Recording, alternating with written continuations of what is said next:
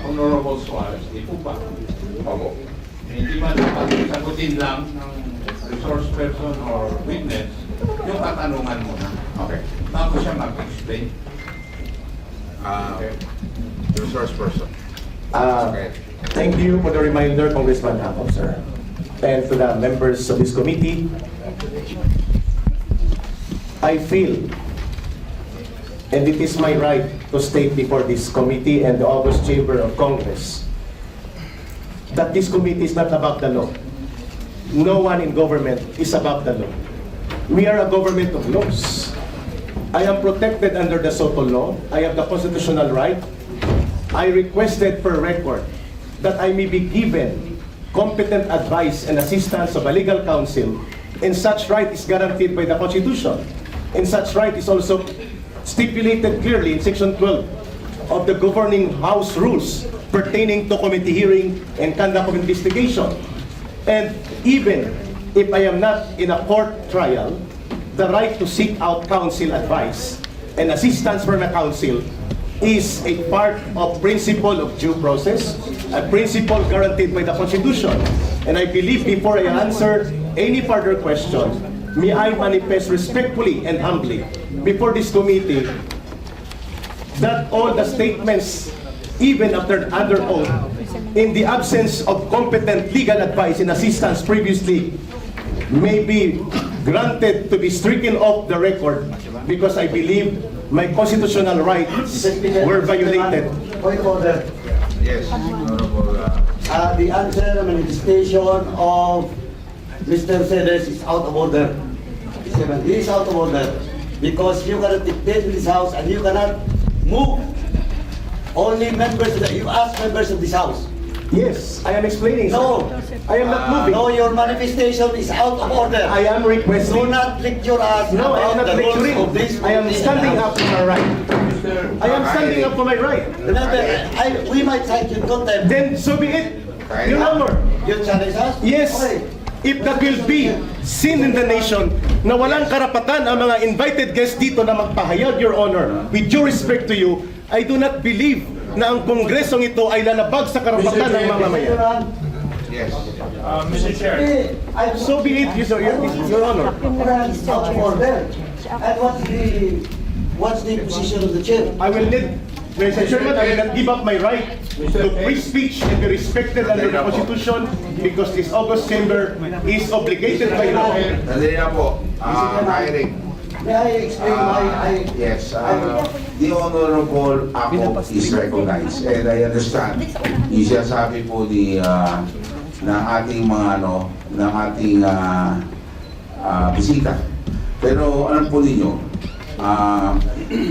kung ang ginagamit niyo po ay yung hearing nung huli at wala kayong representasyon, hindi po namin kasalanan. Kasalanan po ng mga abogado ng SMNI dahil sila mismo on record ang nagsabi na they are here to represent SMNI and not the anchors because dumistansya nga ako sila. Ang sabi nila, hindi po namin trabaho ang bigyan ng representasyon ang anchor. That's why nung humingi po kayo, ang pinalawanan po, hindi po pwede sila magdepensa sa inyo. Dapat po humingi kayo ng iba. Dahil hindi po pwede sila magdepensa because they are on record. Under oath, ang sabi nila, kami abogado ng SMNI at hindi kami abogado ng mga anchor. Klaro po yan, Kyrie. You cannot, you're not allowed. I'm good, yes. I just like to explain why I cite him is out of order.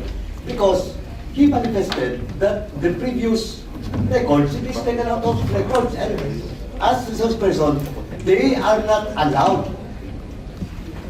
Your Honor, I am going to be detained in this chamber and I am submitting myself before the country in protest. My constitutional rights are violated in this committee. I'm sorry to say, let me be detained in this chamber and be cited in contempt. I will not participate if my constitutional right will not be guaranteed. You are not here to decide for my constitutional rights. Let me finish. There's a point of order, the Honorable Fernandez. What I'm saying, I am not telling you to stop. What I'm saying is, by out of order. Dahil sandali, makinig ka. My out of order is all about your manifestation to Papagsalitain niyo straighten po ako. out. Patapusin mo ako. Yes, sir. Huwag ka may bastos. Hindi ako bastos, nagpapaliwanag Patapusin mo ako. ako. Mr. Chairman, I would just like to correct. I am not stopping him to issue statement. What I'm saying is, and what I'm pointing out of order is the manifestation that the previous statement and the previous record should be taken out of order. And under the rules, he's not allowed to do it. Point of order. Yes, the Honorable Dan Fernandez on the point of order. Maybe remind the resource speakers and the members of this committee to observe the proper decorum. Correct. If the chairman acknowledge a certain personality, let him speak and Yes. don't interrupt the members of this committee while the members is given the right to speak. Maraming salamat po, Mr. Thank you, Chair. Honorable Dan Fernandez. Honorable ako, is recognized. Mr. Seris, please be reminded that in this committee and this house, we have rules to follow.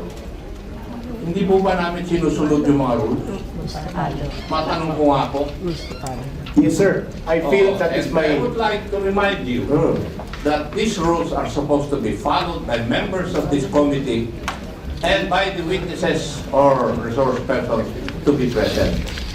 And one of these rules is that before you can speak, you ask permission from the chairman. Kami nga, hindi kami nagsasalita na walang permission yung chairman. You better follow that rule. Otherwise, baka mapilitan akong gawin yung hindi ko dapat gawin. Now, Mr. Celis, for the last time, please identify your source. Mr. Chairman, may I be allowed to answer? Mr. Chair, this is the fourth time I ask Mr. Celis this question. And every time I ask him this question, ang laki ng introduction, wala pa rin yung sagot. Pwede po ba this time, pag pinagbigyan natin siya magsalita, sabihin niya na po yung pangalan? Kasi kung mag-introduction lang kayo, tapos i-cite na naman, dinisalaw ko na. Sinasabi ko na hindi namin kayang tanggapin yung SOTO for this particular issues. And we provided the basis for that too. Sa mga binigkas ng provision, doon ko mismo hinugot ko yung argumento namin. Ngayon, kung hindi ko yung sasagot, we will not allow you anymore. Kasi, nag-request si Congressman Suarez ng kasagutan, pangalan ang kailangan niya. Mr. Chairman, may I Magbibigay mo po kayo ng pangalan o hindi? may I request that I be allowed to confirm with my legal counsel, please? O they're right beside you, they can confirm. May I request for at least a Yes. 1-minute conference with him? Please.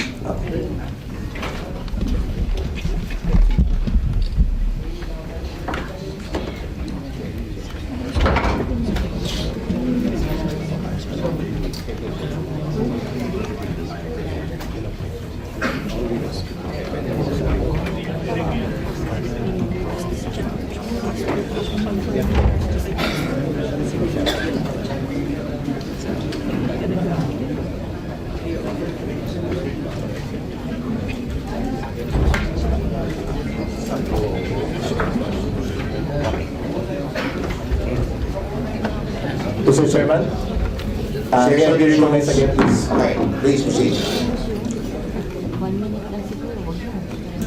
In our constitutional democracy, only the courts can interpret the laws, not Congress. Okay. So I will not answer that question because I believe Congress does not have the right to interpret laws. Okay. It is with Congress to pass laws but not to interpret. Salamat po. I take back my statements previously. Mr. Chair, Okay, then the Honorable Toby Chanco is recognized. Mr. Chair, in the sense of fairness, since we really want to know the source, para malaman natin kung ano talaga yung pinagkakalat nito, would we allow Mr. Celis, Eric, to reveal the source in executive session? Would the chair allow? Yes, Eric. It's an executive session, an option for you. It's an executive session, an option for you. There's a suggestion by Honorable Toby Chanco of Nabotas na kung ayaw niyo po sabihin sa harap ng camera at sa publiko Okay na ba? Executive session. We will call for executive session now. Para lahat ho ng options ay binigay na po namin sa inyo. Kyrie. That would be very dangerous for other media practitioners present here because it will create a very dangerous and negative precedence on the protection of source provided by law. I will refuse it, Your Honor. Salamat po. Mr. Chair, the Honorable Toby Tanco is still recognized for a follow-up question. I just wanted to manifest that the reason that we're suggesting an executive session is to show na tayo naman, hindi naman tayo na binibigyan natin siya ng pagkakataon na i-reveal. Kung talagang gusto niya pangalagaan, at least an executive session. But it seems ayaw niya pa rin po, Mr. Chair. Mr. Chair, it is very clear that Mr. Celis does not want to answer the question to reveal the source, whether in this inquiry or in this executive session. So therefore, Mr. Chair, under Section 11, the power to contempt, letter E, grounds for contempt is for a resource person refusal to answer any relevant inquiry. Actually, Mr. Chair, Mr. Celis has already violated two provisions of Section 11. The first one, acting in a disrespectful manner, and the second one, which is very more important rather, is his refusal to answer the question in a relevant inquiry. On this note, Mr. Chair, I move to contempt, to cite for contempt Mr. Celis for on these two grounds under Section 11. So move, Mr. Chair. There's a motion. Second the motion. There's a second. Any objections? There's a motion, duly seconded. Any objections from any member of this committee? There being no objections, on a unanimous vote, the hearing is cited for Mr. Chairman, may I and I ask the Sergeant of Arms to please take down. Mr. Chairman, Can we request the Sergeant at Arms to practice his responsibility after the hearing? Because there's still other details. Mr. Chair, point of order. Yes, the point of order, the Honorable. The motion was for Mr. Celis to be cited in contempt. And I think there's supposed to be a second motion. There was a second. Yeah. No, the motion should be for him to be detained. Where? Because under our law, the contempt of the committee shall be deemed contempt of the House.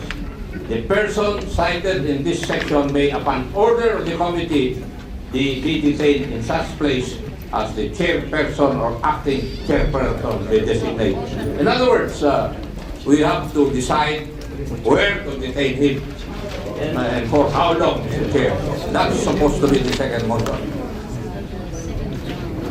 Mr. Chair, I believe with regards to the duration, it will be up to this committee to decide, and of course, to Mr. Celis, kung kailan po nyo sasagutin yung tanong natin, and then maybe we could lift the contempt. But as long as hindi pa niya sinasagot yung tanong natin, the contempt will remain. Mr. Chairman, final statement before niyo po ako ikulong. Mr. Chair, I move for... Can I have a final statement, please? Before pa ako magpapakulong, I request the committee. Mr. Chair. Silence is requested. The Honorable Pimentel has the floor. Thank you, Mr. Chair. In an earlier motion, Mr. Chair, we have already approved to cite for contempt Mr. Celis. On this note, Mr. Chair, I move to detain him in the premises of Congress as per our rules on Section 11. So move, Mr. Chair. There's a motion, duly seconded. The chair no objections.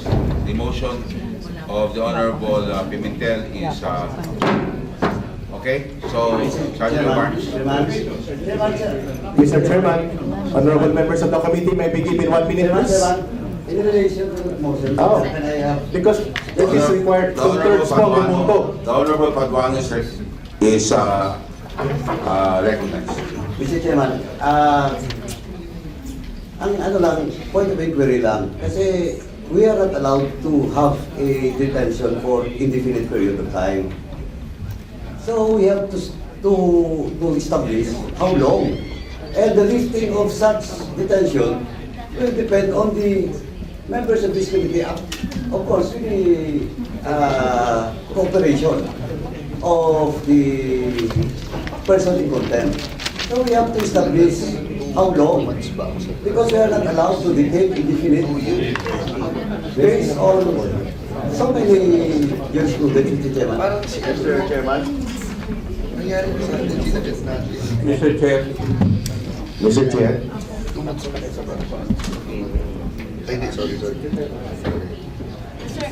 Mr. Chair, The Honorable Ako is recognized. yes, there's a decision by the Supreme Court that we cannot detain a person indefinitely. And therefore, may I move that we come up with a definite period for detention insofar as Mr. Celis is concerned.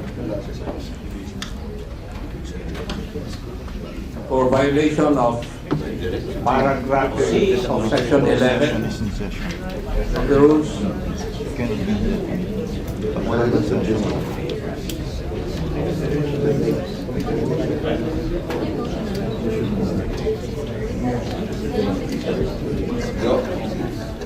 The Honorable Ako, would you like to make a motion? May I move that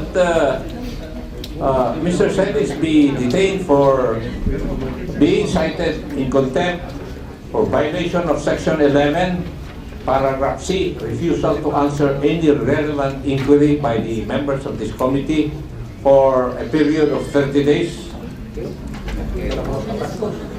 Mr. Chairman. He will go on break on December 30 unless he finds a motion for reconsideration. We have done this in the different committees already. Mr. Chair, There's a motion. the reason why we cited Mr. Celis for contempt is because he does not want to answer the question. That is precisely why he violated paragraph C. So why will we give him a timeline? Eh kung kahit hindi pala siya sumagot, papalabasin natin si Mr. Celis. The reason why we cited him for contempt, eh gusto nga natin nasagutin niya yung relevant inquiry natin, nasagutin niya kung sino yung source niya. So I believe that we should not give a timeline, Mr. Chair. After citing the jurisprudence of Mr. Chair, I submit to the wisdom of this committee. Mr. Chairman, Okay, session is suspended. Mr. Chair, I would like to amend a previous motion. Therefore, Mr. Chair, I move to detain Mr. Celis for he was cited in contempt until the adoption of the committee report at the plenary session, Mr. Chair. So moved. Okay, so that is also an amendment to the motion of the Honorable Ako early on. There's a motion amending the motion of the Honorable Ako. Any second? Seconded? The chair hearing no objection. The chair adopts and approves the motion of the Honorable Johnny Pimentel. So the Sergeant of Arms is hereby directed to enforce the decision of this committee. Mr. Chair, can I make a comment, Mr. Chair? Session suspended. Attorney Tulti. Thank you for this Kangaro Court. Session suspended. Thank you for this Kangaro Court. Thank you for this Kangaro Court.